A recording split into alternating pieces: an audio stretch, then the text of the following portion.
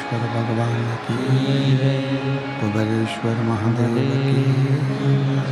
हर हर महादेव, हर हर महादेव, हर हर महादेव। काशी विश्वनाथ उगड़दानी त्रिकालदर्शी कैलाशी अविनाशी भगवान शिव, जिनकी पुनीत पावन पवित्र शिव महापुराण की कथा संपूर्ण विश्व के कल्याण हेतु, जगत के उद्धार हेतु बेजापुर महाराष्ट्र की ये पवित्र पावन भूमि, जहाँ भगवान शिव की अविरल सतत बहने वाली शिव महापुराण की कथा को श्रवण करने का सौभाग्य बाबा देवाधिदेव महादेव की कृपा से आप और हमको प्राप्त हुआ।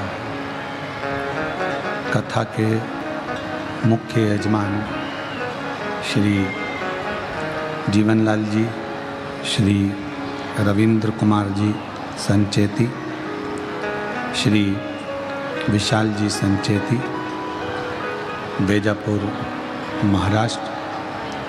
एक बार संचेती परिवार के लिए जोरदार ताली बजाकर उनका स्वागत, वंदन, अभिनंदन।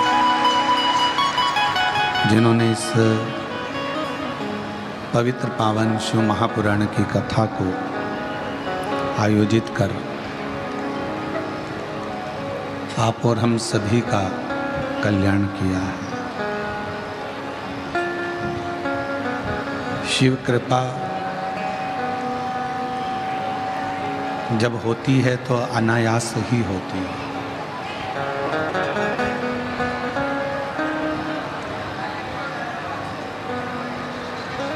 अचानक कहीं से सूचना मिल जाए कि शिव पुराण हो रही है या भगवान शंकर का मंत्र जाप, नाम जाप, स्मरण कीर्तन हो रहा है, तो ये समझें कि भगवान शिव ने, भगवान शंकर ने अपने भक्तों के कल्याण के लिए उनको मिलने के लिए बुलाया।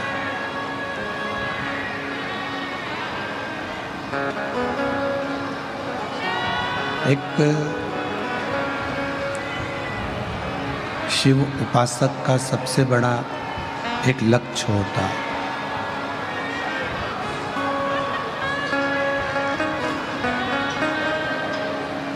और शिव उपासक का जो लक्ष्य है वो है भगवान शिव की कथा को श्रवण कर कर शिव को अपने भीतर उतार।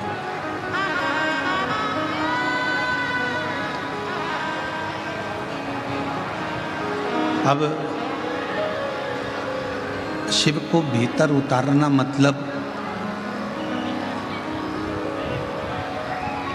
शंकर भगवान जैसे कैलाश पर रहते हैं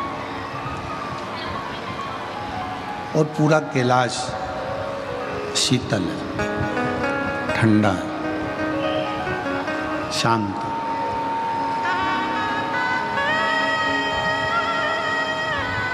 उसी तरह जैसे कैलाश शीतल है, ठंडा है, शांत है, तो शिव महापुराण की कथा भी ये कहती है कि जब हमारा हृदय, हमारा दिल, हमारा मन शांत रहेगा, शीतल रहेगा, स्थिर रहेगा,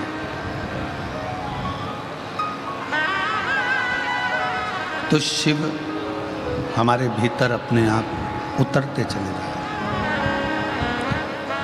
अब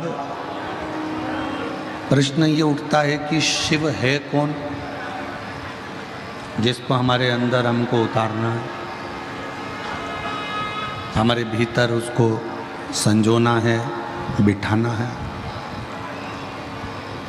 तो कहा शिव विश्वास है, जो रामचरितमानस में तुलसीदास जी ने लिखा, शंकर विश्वास रूपिणी।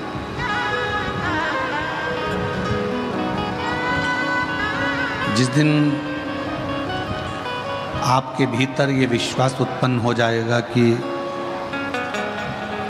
मुझे मंजिल तक पहुंचना है और उस मंजिल को कोई रोक नहीं सकता, फिर ये निश्चित है कि आप शिव रूपी विश्वास को प्राप्त कर कर अपनी मंजिल तक पहुंच ही जाओगे, उसे कोई रोक नहीं सकता।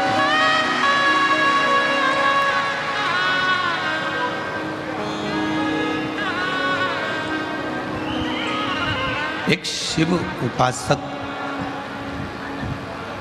एक भगवान शंकर की आराधना करने वाला, जो शिव को एक लोटा जल चढ़ाने वाला, शिव की भक्ति करने वाला, शिव की आराधना करने वाला, किसी विषम परिस्थिति में डोलता नहीं, वो भटकता नहीं है।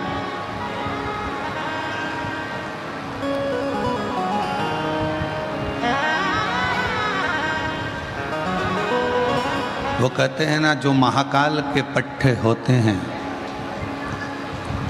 जो महाकाल के पट्टे होते हैं, वो सब इकट्ठे होते हैं।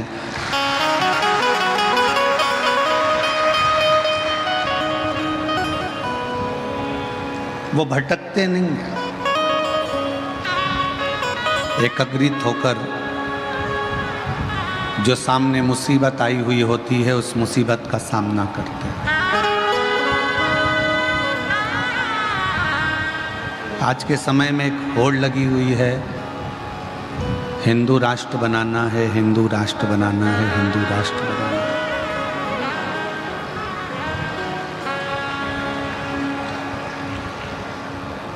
आज पूरे भारत में ये होड़ लगी है कि हिंदू राष्ट्र बनाना है, पर हिंदू राष्ट्र तुम्हारे चिल्लाने से बन जाएगा क्या? हिंदू राष्ट्र कब बनेगा? जब एक हिंदू पर तकलीफ आए और पूरा हिंदू एक हो जाए, तब समझना कि हिंदू राष्ट्र बन गया।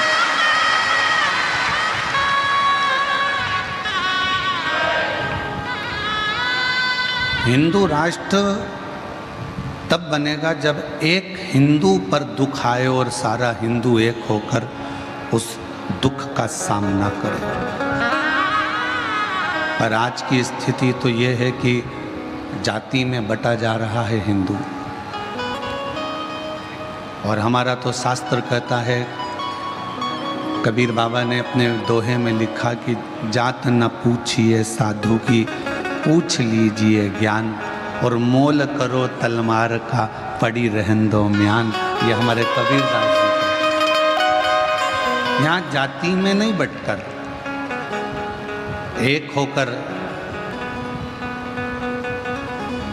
हम सब महाकाल के पट्टे हैं और हम सब इकट्ठे हैं। हम सब इकट्ठे, जितने शिव की आराधना करने वाले हैं, शंकर का स्मरण करने वाले हैं, शिव की पूजन करने वाले हैं, शिव नाम को जपने वाले हैं, वो सब एकाग्रित हो।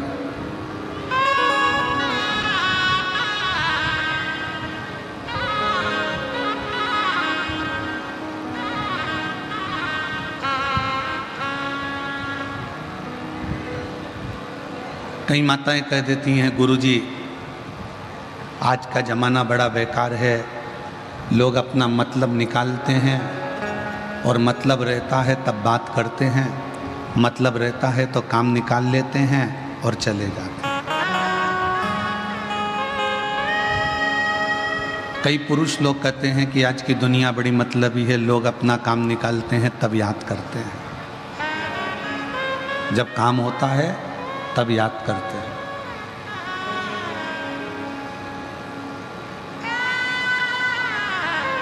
मेरे भाई,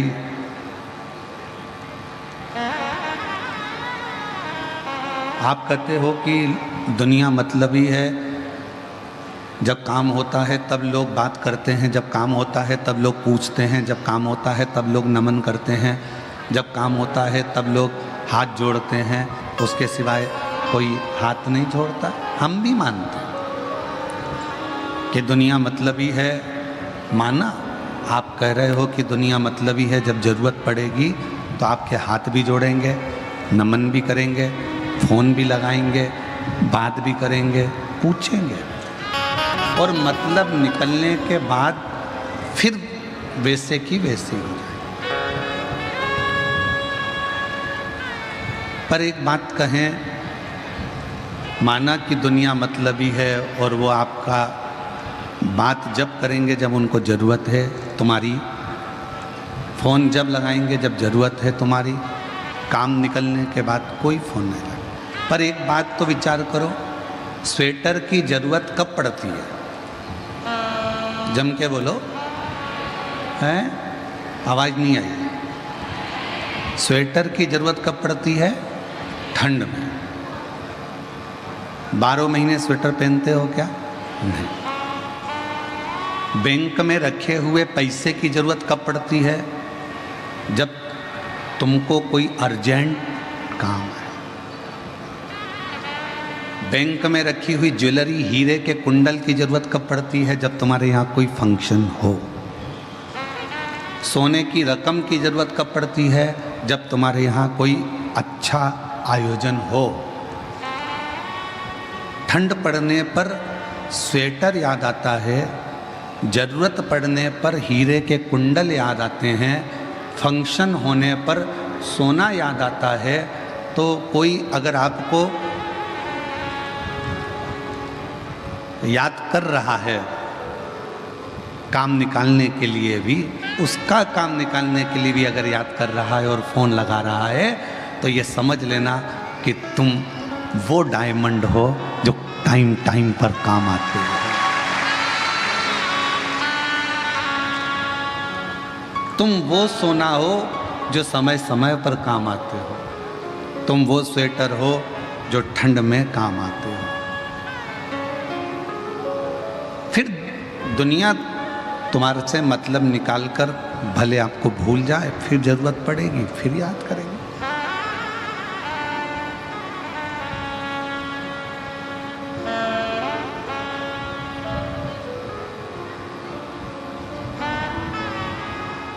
आप एक दूसरे के प्रति जब तक समर्पण का भाव नहीं रखोगे,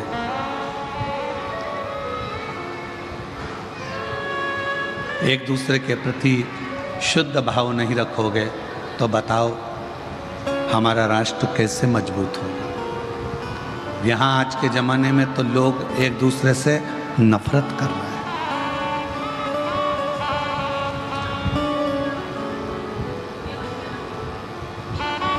एक दूसरे से नफरत करी जा रही है। संत संत से, मठाधीश मठाधीश से, पीठाधीश पीठाधीश से, महंत महंत से, ब्राह्मण ब्राह्मण से, साधु साधु से, वक्ता वक्ता से, कथाकार कथाकार से, बहन बहन से, भाई भाई से, रिश्तेदार रिश्तेदार से, मित्र मित्र से, आज के समय में ईर्ष्या रख रहा है। पर मेरे परमात्मा ने, मेरे शिव जी ने ईर्ष्या को बहुत दूर पटका।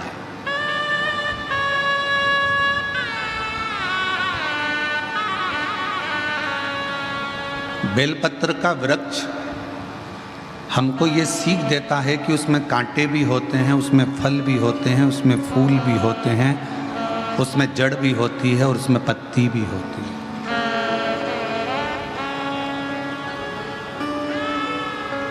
बेलपत्र का वृक्ष ये हमको सीख देता है कि इतने पूरे वृक्ष में से तुमको क्या चाहिए वो तुम ग्रहण करो। इस पूरे वृक्ष में से आपको फल चाहिए, फल लेना। वृक्ष में से आपको पुष्प चाहिए, आप पुष्प लें। इस पूरे वृक्ष में से आपको बेलपत्र चाहिए, आप बेलपत्र ले लो।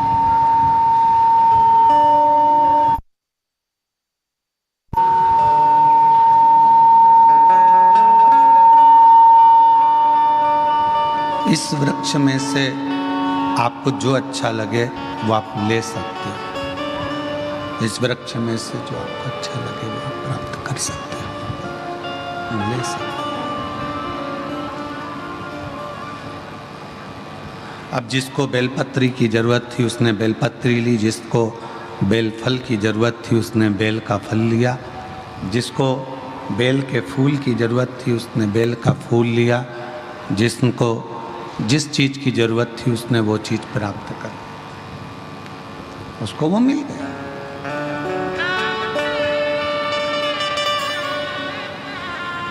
जैसे बेलपत्री का वृक्ष है उसी तरह ये संसार है।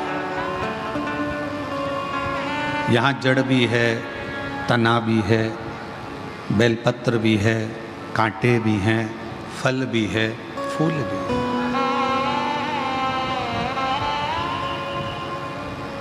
बेलपत्र के वृक्ष के जैसे ये पूरा संसार सागर है। इस संसार सागर में जड़ जैसे लोग भी रहेंगे, संसार सागर में कांटे जैसे लोग भी रहेंगे, संसार सागर में फूल जैसे लोग भी रहेंगे, संसार सागर में बेलपत्र जैसे लोग भी रहेंगे, संसार सागर में फल की तरह भी लोग रहेंगे। अब ये आपको निश्चित करना है, जैसे शिव का भक्त केवल बेलपत्र तोड़ता है और लाकर शिव को समर्पित कर देता है, उसी तरह आप पर निर्भर करता है आप इस संसार सागर में से क्या ग्रहण करते हो, क्या लेते हो और क्या प्रदान।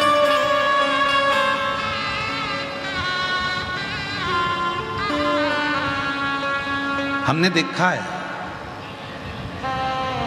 और हमारा विश्वास कहता है कि हमने आप लोगों को ही देखा है। जब आपको देने का मन करता है तो आप अपना पर्स खोलते हो और कोई भिक्षुक, कोई भिखारी, कोई गरीबड़ा दिखता है, कोई भिक्षुक दिखता है, कोई भिखारी दिखता है, पर्स खोला, उसमें सिक्का नहीं मिलता। कई बार 1 का कॉइन, 2 का कॉइन नहीं मिलेगा, 5 का कॉइन नहीं मिलेगा, तो उसमें 500 का भी नोट होता है, 100 का भी नोट होता है, 200 का भी होता है, 100 का भी होता है, 50 का भी होता है, 10 का भी होता है, 20 का भी होता है।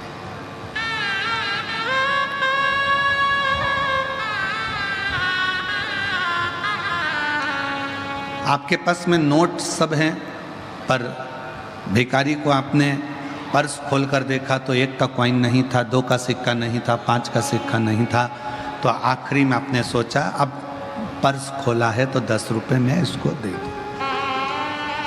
हमने आप लोगों को देखा है, तिलक लगाने वाला तिलक लगा रहा है, आपने अपना बैग खोला, आपके पास में खुला पैसा नहीं था तो आपने 10 रुपए 20 रुपए उसको दे दिए। देना थे आपको 5 रुपए, पर आपको देना पड़े 10 रुपए।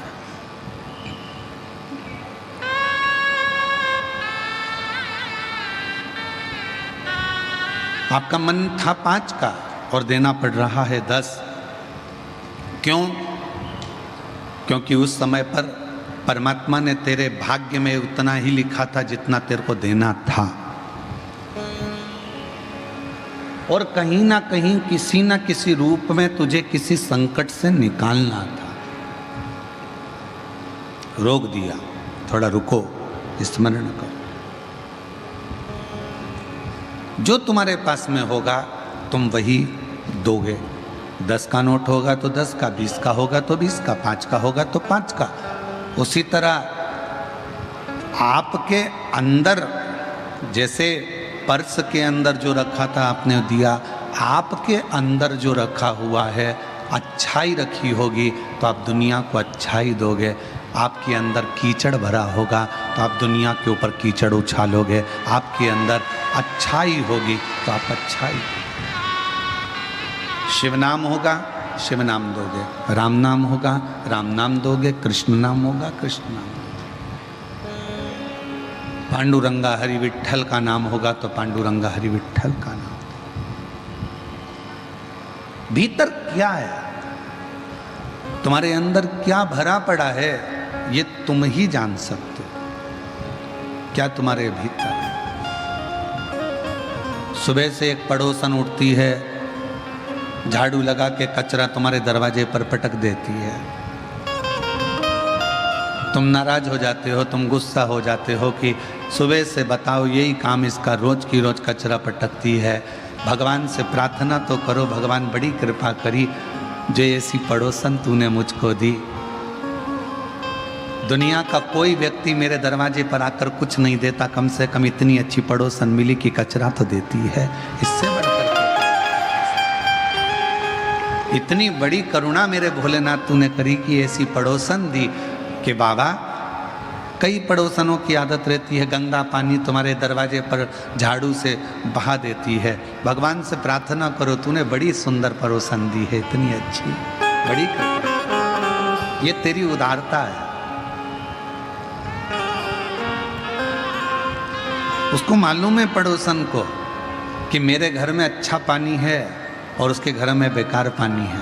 ये पड़ोसन को मालूम है कि मैं अगर कीचड़ दूसरे के दरवाजे पर बहाऊंगी तो वो झगड़ा करने आएगा, पर मेरी पड़ोसन बहुत गुड नेचर की है, कीचड़ वहाँ बहाऊंगी ना तो वो झगड़ा नहीं करेगी, अंदर से पानी लाकर धो देगी, क्योंकि उसको मालूम है कि वो गुड नेचर की। पड़ोसन भी तुम्हारा नेचर जानती है।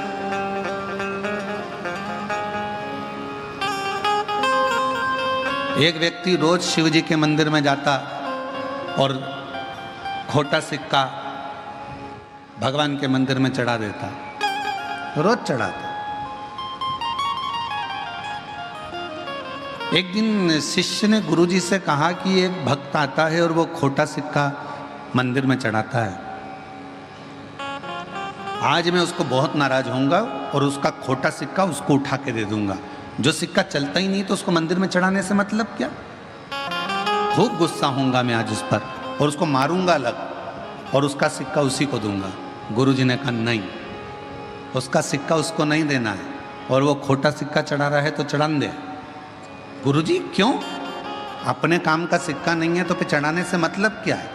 गुरुजी ने कहा उसको मालूम है जो सिक्का बाजार में नहीं चल सकता, जो सिक्का किसी मॉल में नहीं चल सकता, जो सिक्का किसी शॉपिंग मॉल में नहीं चल सकता, वो सिक्का मेरे काल अधिपति महाकाल के चरणों में चलता।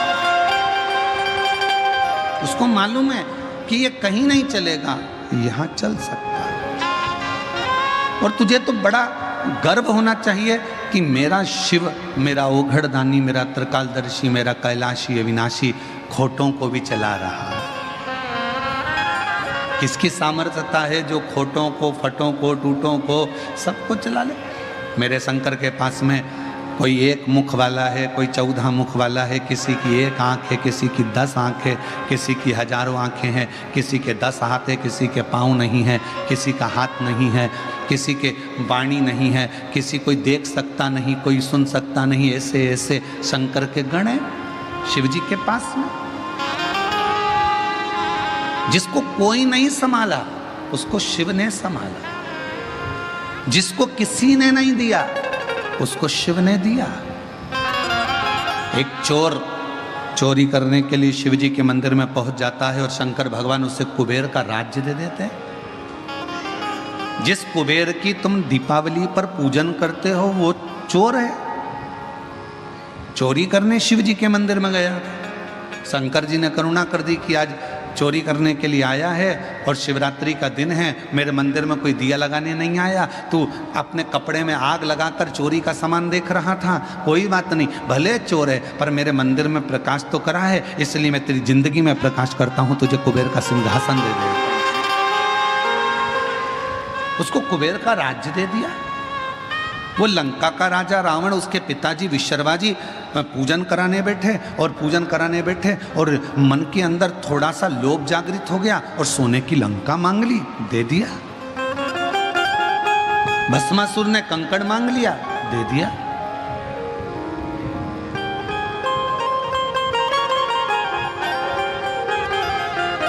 सावित्री ने पति मांग लिया, दे दिया।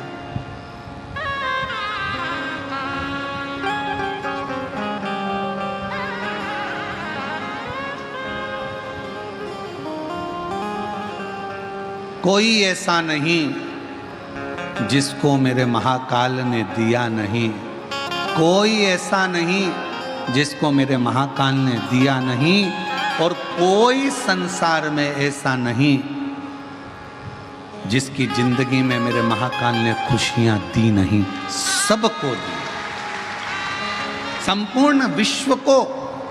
शिव महापुराण की कथा जितने सालों से आप लोग श्रवण कर रहे हैं, जब से आपने सुनना चालू करा, कोई ने 10 साल, कोई ने 5 साल, कोई ने 8 साल, कोई ने 15 साल, कोई ने 20 साल, कोई 3 साल, कोई 4 साल, कोई 5 साल से कथा सुन रहा है। आप सब अपने हृदय पर हाथ रख कर देखना कि जब से कथा सुनना चालू करी तब से लेकर आज तक, और कथा नहीं सुनते थे शिव पुराण की, उसके पहले का समय निकालना, कितनी दुख की जिंदगी चल रही थी, और जल चढ़ाने के बाद में, शिव की कथा सुनने के बाद में जिंदगी एक पटरी पर।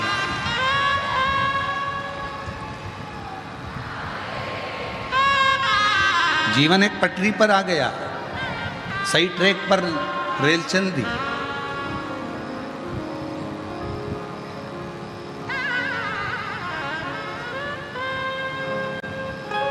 और जो जैसी भावना लाया वो वैसा ही फल पाया, जो जैसी भावना लाया वो वैसा ही फल पाया, नहीं खालियों से लौटाया वो मन ही मन हर्षाया, और कर दिया माला माल का शिवाले रे, लुटा दिया भंडार का शिवाले रे, कर दिया माला माल का शिवाले रे, लुटा दिया भंडार का शिवाले रे, लुटा दिया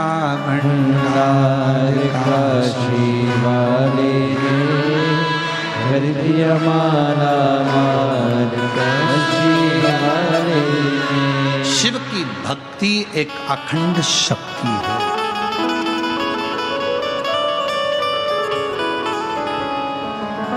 और हम हमारे बेटा बेटियों से, नवयुवक बच्चों से कहेंगे, अभी 1 जुलाई से शिक्षा का नया सत्र प्रारंभ हुआ है, स्कूल खुले। हमारा बेटा बेटियों से निवेदन है, छोटे छोटे बच्चों से निवेदन है कि स्कूल का, एजुकेशन का, शिक्षा का नया सत्र 1 जुलाई से प्रारंभ हुआ है। और 1 जुलाई से ये जो शिक्षा का सत्र प्रारंभ हुआ है, आप अपने भीतर एक विश्वास इतना प्रबल एकाग्रित करना, खूब पढ़ाई करना, खूब मेहनत करना, और शिव जी को 1 लोटा जल चढ़ाते चढ़ाते अच्छे अंकों से पास होते चले जाना और मंजिल तक पहुंचते चले। अपने अंदर एक एनर्जी, शिव की भक्ति भीतर से शक्ति देती है, शक्ति प्रदान करती। जैसे कावड़ में चलने वाला जो कावड़िया होता है, कावड़ में चलने वाला जो कावड़िया होता है, उसको शक्ति कौन देता है चलने की? पड़ोस में चलने वाला हाथ पकड़ता नहीं है, साथ में चलने वाला साथ चलता नहीं है, वो अपनी कावड़ इतना लंबा लंबा लोग चल कर आते हैं। अभी हमारे यहाँ सीहोर में एक कावड़ लेकर महाराष्ट्र से आ रहे हैं 300 किलोमीटर दूर से। अभी सीहोर में एक कावड़ आ रही है सागर से आगे 275 किलोमीटर दूर से। अभी सीहोर में एक कावड़ आ रही है इंदौर के आगे से 200 किलोमीटर दूर से। कोई 10 किलोमीटर, कोई 15 किलोमीटर, कोई 25 किलोमीटर, कोई 20 किलोमीटर। कौन शक्ति कौन देता है? और कावड़ भरने वालों का भी एक नियम होता है। कावड़ भरने वाला जब अपने घर से एक डंडा, बांबू, बांस, 2 लोटा जल लेकर आता है कावड़ को सुसज्जित कर कर शिव का नाम लेकर भगवान की भक्ति करता हुआ आता है और जल भरता है। कावड़ 3 को नहीं भरना चाहिए। पहले नंबर पर रोगी, जिसके शरीर में बहुत ज़्यादा रोग है, डॉक्टर ने आराम करने का बोला है, उस व्यक्ति को कावड़ नहीं भरना चाहिए, उसको आराम करना चाहिए। दूसरा, गर्भवती नारी, जिसका गर्भ है 2 महीना, 4 महीना, 6 महीना, 8 महीना, 7 महीना, 9 महीना, 1 महीना जिसका गर्भ ठहर चुका है, गर्भवती नारी को कावड़ नहीं भरना चाहिए। उसको घर में रहकर प्रभु का मंत्र जाप करना चाहिए। तीसरा, रजस्वला नारी, रजो धर्म से है, रजो धर्म के अंतर्गत है, कावड़ नहीं भरना। कावड़ का जल चढ़ाया हुआ 2 लोगों के लिए श्रेष्ठतम होता है। एक, जो व्यक्ति बहुत बीमार होता है, उसको कावड़ का चढ़ा हुआ जल का 2 बूंद उसके शरीर पर, हृदय, नाभि, शीश, कर्ण और कंठ, इस जगह पर लगाया जाता है, जिससे वो 15 दिन 20 दिन के अंदर अच्छे से चल सके, उठ सके और बैठ सके। कावड़ का जल, चढ़ाया हुआ जल लाकर घर के आंगन में, घर के दरवाजे पर उससे सींचन किया जाता है।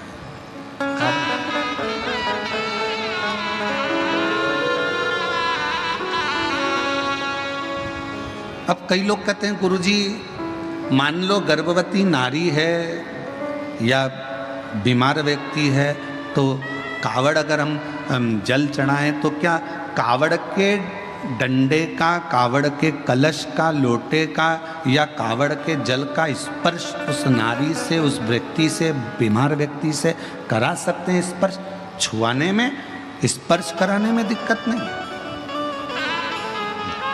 गर्भवती नारी है, हाथ लगाकर कहे ये जल बाबा को चढ़ा देना। कहाँ जा रहे हो? सीहोर या पास के मंदिर में ये चढ़ा देना। बुजुर्ग है, बहुत बूढ़ा व्यक्ति है, चलते नहीं बन सकता, बीमार है, घर में आराम करे, कावड़ यात्रा में ना जाए।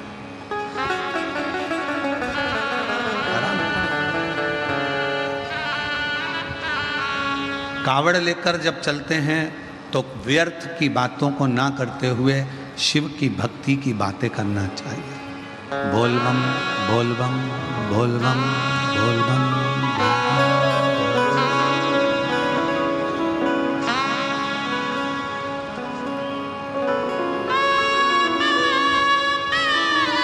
स्मरण मंत्र का जाप करते रहो। श्री शिवाय नमस्तुभ्यं, श्री शिवाय नमस्तुभ्यं, श्री शिवाय नमस्तुभ्यं, श्री शिवाय नमस्तुभ्यं, श्री शिवाय नमस्तुभ्यं, श्री शिवाय नमस्तुभ्यं। शिव नाम का जप करो, शिव का उच्चारण। व्यर्थ की प्रपंच से दूर रहो। हम तो यहां तक कहेंगे, जो लोग गुरु पूर्णिमा अवसर पर 5 दिन की शिव पुराण सुनने के लिए 5 तारीख से 9 तारीख तक सीहोर आ रहे हैं, 10 तारीख को गुरु पूर्णिमा हो जाएगी, 10 तारीख से ही 11 तारीख से श्रावण चालू हो जाएगा। हम तो इतना सा निवेदन करेंगे कि आप लोग जब तक कुबेरेश्वर धाम में 2 दिन, 5 दिन, 7 दिन, जितने दिन रहो, और कावड़ का जल भी अगर आप चढ़ाओ, तो आपके भीतर शिव नाम का उच्चारण होना चाहिए, शिव का स्मरण होना चाहिए।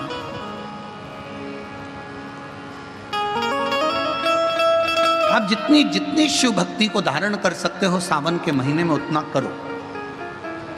और मेरा निवेदन, सभी मेरी जीजियों से, मेरे जीजाओं से, मेरी बेटियों से, बेटाओं से, मेरी माताओं से, श्रावण के महीने के जितने सोमवार रहें, प्रत्येक सोमवार को शंकर जी का अगर मंदिर जा सको तो ठीक है, ना जा सको तो शिखर का दर्शन, और वो भी ना कर सको तो अपने घर में जो शिवलिंग है उस पर 3 बार, 3 छोटा सा लोटा ले लो, बड़ा लोटा ले लो, कैसा भी 3 बार शिव जी का नाम लेकर 3 बार जल को अवश्य चढ़ाएं। जितने सोमवार पड़े श्रावण के महीने में आप 3 बार, भले 1 लोटा जल है उसी को रोक रोक कर 3 बार चढ़ा दो, और 3 बार चढ़ाओ।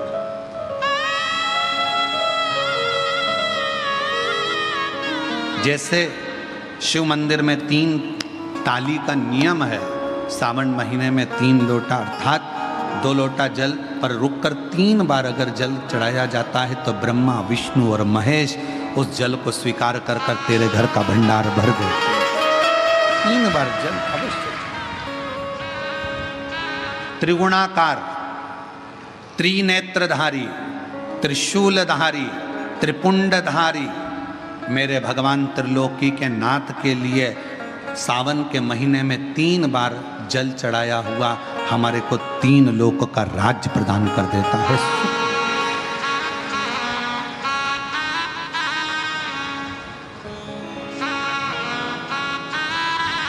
गुरुजी, इसका कहीं प्रमाण मिलेगा? क्यों नहीं मिलेगा? सुशीला की कथा का स्मरण करिएगा। सुदामा जी, ब्राह्मण सुदामा जी भगवान की अविरल भक्ति में डूबे रहते थे। सुशीला सुदामा जी की धर्म पत्नी भगवान की शिव की भक्ति में डूबी रहती थी, शिव की आराधना। कई लोगों ने कहा कि सुदामा जी की जो पत्नी थी बड़ी गुस्सेल थी, बहुत क्रोध करने वाली थी, गुस्सा करने वाली थी। सुदामा जी की पत्नी बहुत गुस्सा करती थी। सुदामा जी पंडित जी थे, ब्राह्मण थे, और उनकी पत्नी ऐसी थी? नहीं।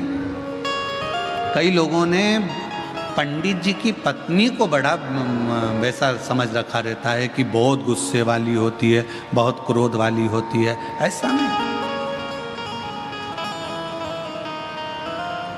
सुदामा जी की पत्नी, हाँ, सुदामा जी की पत्नी एक बात जरूर कहती थी। क्या? जाओ द्वारकाधीश के दरवाजे पर जाओ। ये तो कहती है।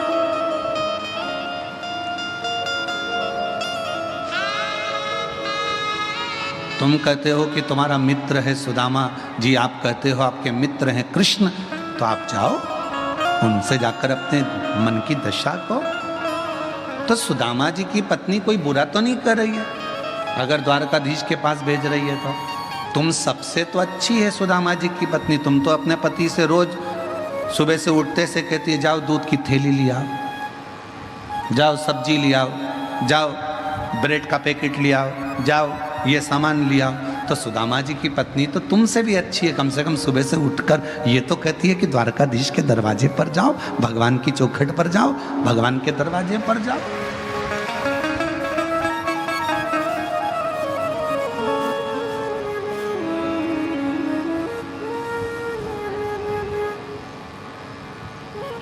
आज एक समाजों के अंदर विवाद छिड़ा हुआ है। कोई कह रहा है ये समाज, कोई के वो समाज। पर सुदामा जी ब्राह्मण थे और भगवान कृष्ण यादव थे, यदुवंश था। पर उन दोनों का प्रेम कितना था कि सुदामा के बिना कृष्ण नहीं और कृष्ण के बिना सुदामा नहीं। एक लाइन आज के समय के लोगों के लिए ये लाइन प्रेरणा देती है। जितनी राधा रोई रोई कान्हा के लिए, जितनी राधा रोई रोई कान्हा के लिए, कन्हैया उतना रोया रोया है सुदामा के लिए। कन्हैया उतना रोया रोया है सुदामा के लिए। राधा जितनी रोई रोई कान्हा के लिए, राधा जितनी रोई रोई कान्हा के लिए, कन्हैया उतना रोया रोया है सुदामा के लिए। कन्हैया उतना रोया रोया है सुदामा के लिए। आज के समय के लोग समझ नहीं पा रहे भगवान कृष्ण और सुदामा की मित्रता। आज एक दूसरे के द्रोही बनकर लोग खड़े हुए।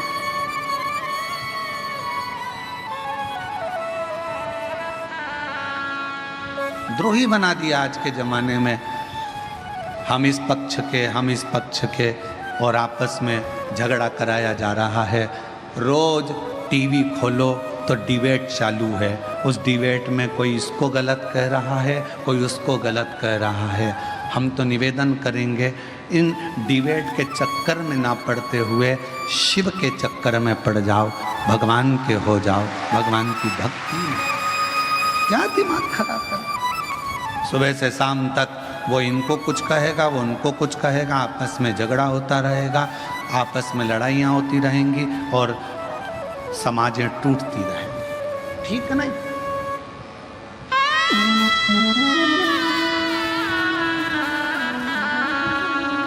हमको एक गीत की पंक्ति याद आ रही है, ज्योत से ज्योत जलाते चलो,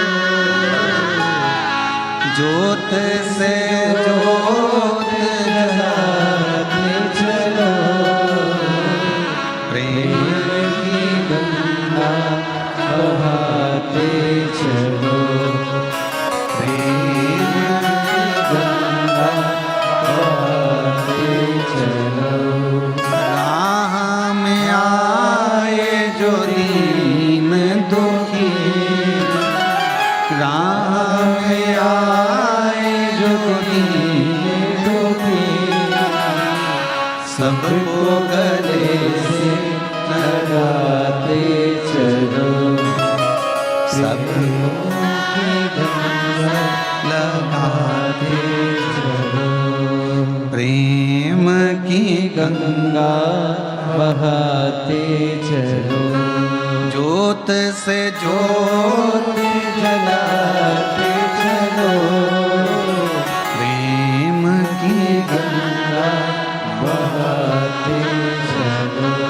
खूब खूब कोई कुछ भी कहे पर आपका प्रेम खत्म मत होने दो। समाजों में टूटकर अपने प्रेम को बर्बाद मत होने दो। बहुत हो गया प्रेम समाज।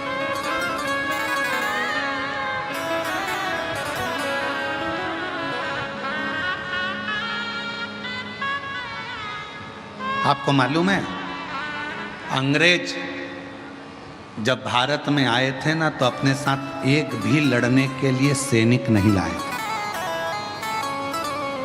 एक भी सैनिक अंग्रेज अपने साथ युद्ध करने के लिए, भारत को शासन करने के लिए लेकर नहीं आए थे। भारत पर राज्य अंग्रेजों ने कैसे करा? जब एक बार अंग्रेज आया और एक किसान के खेत में एक घोड़ा अंदर घुस गया, गाय अंदर घुस गई और उसका फसल खा रहा था।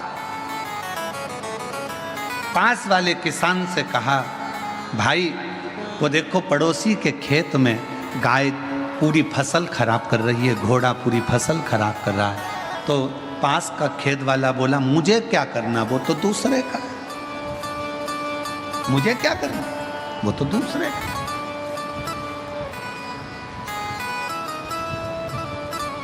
जेठानी के बच्चे को अगर देवरानी डांट दे, देवरानी के बच्चे को जेठानी डांट देना, तो समझ लेना कि तुम्हारे परिवार की एकता है।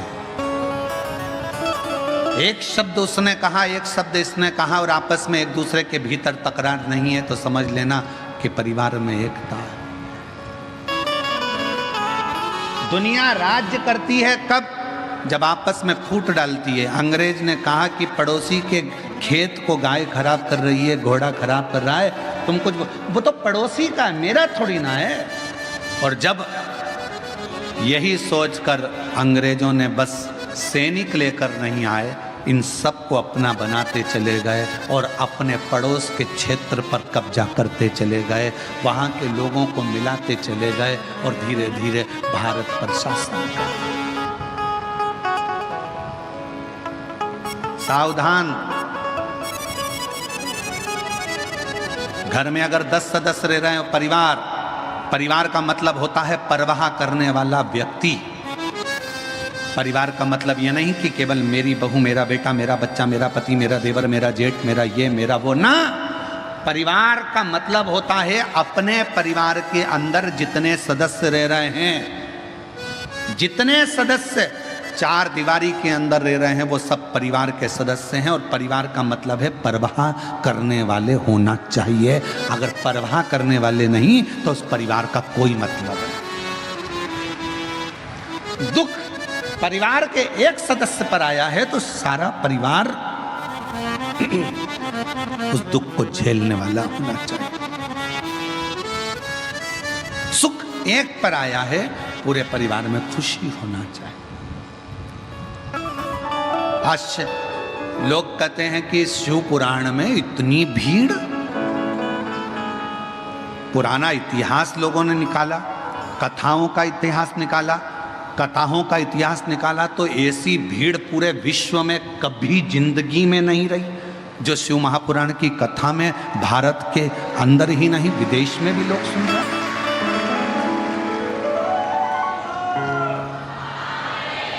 इतने बड़े बड़े पंडाल जिसमें लाखों लाखों भक्त अंदर भरा जाते हैं, एक पंडाल के अंदर 2 पंडाल, 3 पंडाल, 4 पंडाल और बाहर ग्राउंड में भक्त।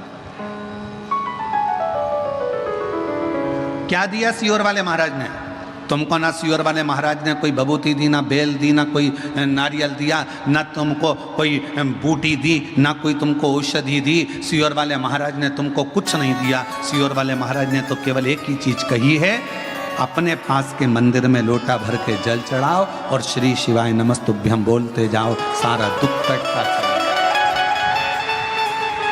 तुम अपने गांव से आते हो, 200-500 रुपए तुम्हारे खर्च होते हैं, डीजल के, पेट्रोल के, आने के, खाने के, आने जाने में कितना खर्चा होता है ये तुम जानते हो।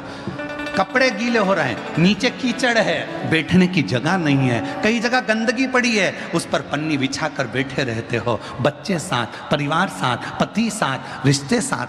किसके लिए आए हो? तुम सियोर वाले महाराज के लिए नहीं, उस ओघड़दानी के लिए आए हो, शिव के लिए, उस ओघड़दानी। अब क्या दिया? दुनिया के लोग कहते हैं इतनी भीड़ कहां से आ रही है, समझ नहीं आता। ये शिव भक्तों को हमने एकत्रित नहीं करा, किसी के दरवाजे पर जाकर एक चावल का दाना, ये आप पूछिए विशाल जी संचेती जी से, इन्होंने किसी के यहाँ जाके पत्रिका दी क्या? विशाल संचेती जी से पूछिए किसी को इन्होंने निमंत्रण दिया क्या? नहीं। अगर बैनर भी लगे हैं, पोस्टर भी लगे हैं तो केवल बेजापुर में लगे हैं, बाकी के सारी दुनिया के लोग इस पवित्र कथा का लाभ लेने के लिए आते हैं, शिव पर विश्वास करते हैं, भरोसा करो, शंकर पर भरोसा करो, शिव पर आश्रित होकर। कोई धन नहीं बांटा जा रहा, कोई संपदा बांटी नहीं जा रही, कोई दौलत नहीं दी जा रही है। और कितनी प्रतीक्षा आपकी, कितना संयम आपका। सुबह से जगह संभाल कर बैठती हो, 1 बजे कथा चालू होती है, जगह सुबह 9 बजे से संभालती, एक जगह बैठी रहती, एक जगह बैठी रहती, धीरे धीरे इंतजार करते करते कब 1 बज जाता है, 1:30 बजे सियोर वाला महाराज कथा करने आता है और 4 बजे कथा छूटने के बाद मन को इतनी शीतलता मिल जाती है, ऐसा लगता है मेरे कुबेर भंडारी ने भंडार लुटा दिया है। क्या मिला, क्या दिया? क्या प्रदान किया? कुछ नहीं। पर आपका चढ़ाया गया एक लोटा जल, आपकी सुनी हुई शिव महापुराण की कथा और आपका मुख से निकला श्री शिवाय नमस्तुभ्यम, इन पत्रों के ढेर, ये पत्रों के ढेर देखिए जरा।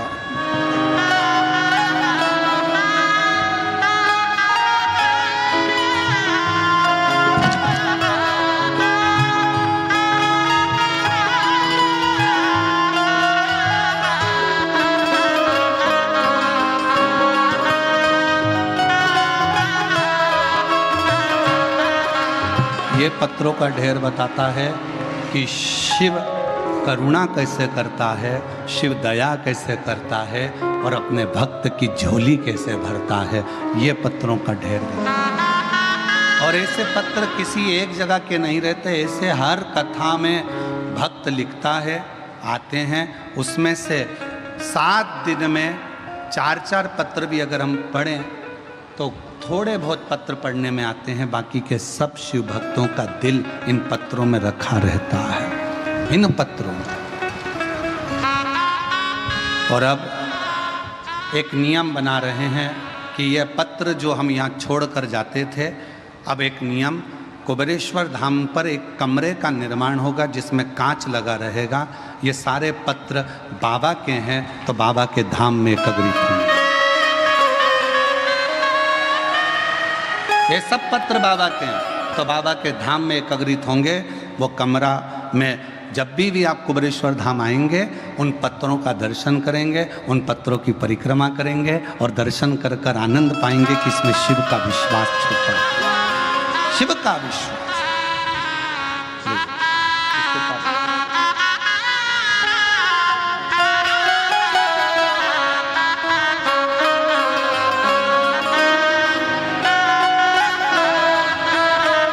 शिव पर आश्रित था और ये प्रेम है, केवल प्रेम और कुछ भी नहीं।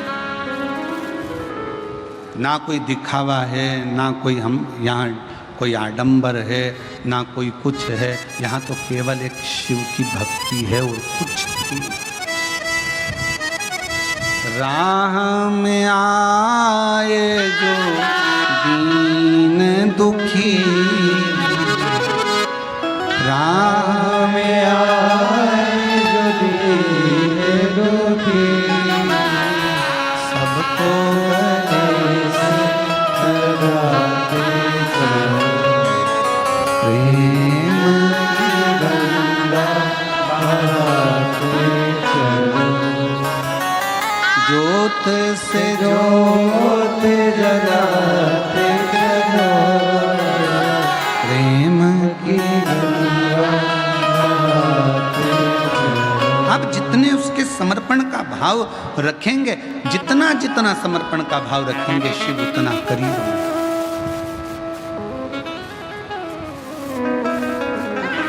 कहां से आते इतने शिव भक्त, कहां जाते इतने शिव भक्त?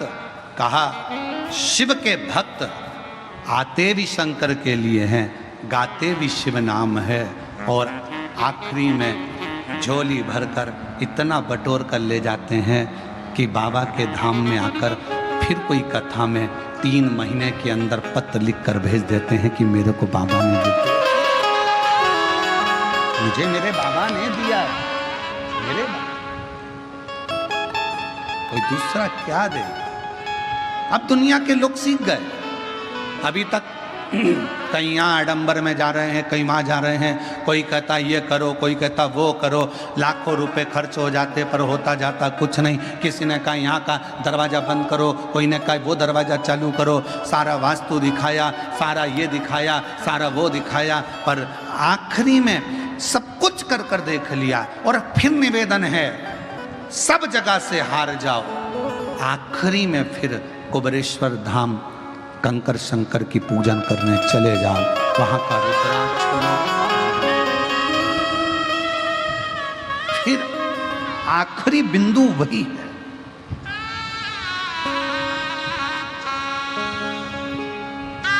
आखिरी बिंदु फिर बस वही, उसके सिवा जब लोग गुरु दीक्षा लेने के लिए आते हैं, सीहोर पहुंचते हैं, साल भर में एक ही बार गुरु दीक्षा का महोत्सव होता है। गुरु दीक्षा के लिए जब लोग पहुंचते हैं तो पूछते हैं कि हम वो गुरुजी करे थे उनने ये दिया था, वो गुरुजी करे थे उनने वो दिया था, आपने क्या दिया?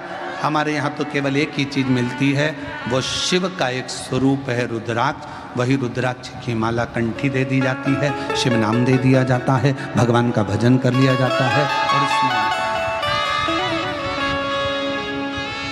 कोई आडंबर नहीं,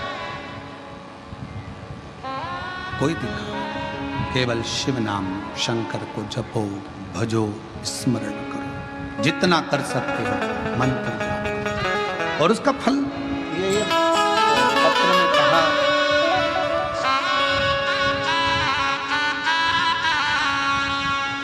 सो आशा दिलीप जगदाले,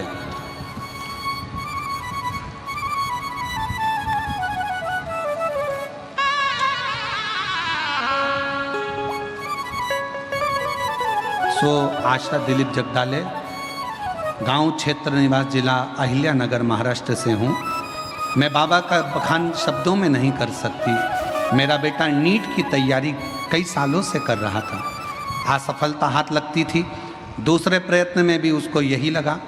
आखिरी में मैंने अपने बेटे से कहा कि बेलपत्र पर शहद का उपाय कर, भोले बाबा की कृपा से तुझे मिलेगा जरूर। और बाबा की ऐसी कृपा हुई, मेरा बेटा शिव की कृपा से, शंकर की करुणा से कावड़ यात्रा का, सीहोर का स्मरण करा और आज बेटे ने नीट क्लियर कर लिया। गवर्नमेंट मेडिकल कॉलेज में नागपुर में चौथे ईयर का MBBS कर रहा है। मैं बाबा को यहाँ प्रणाम करने के लिए आई हूँ। गुरुदेव,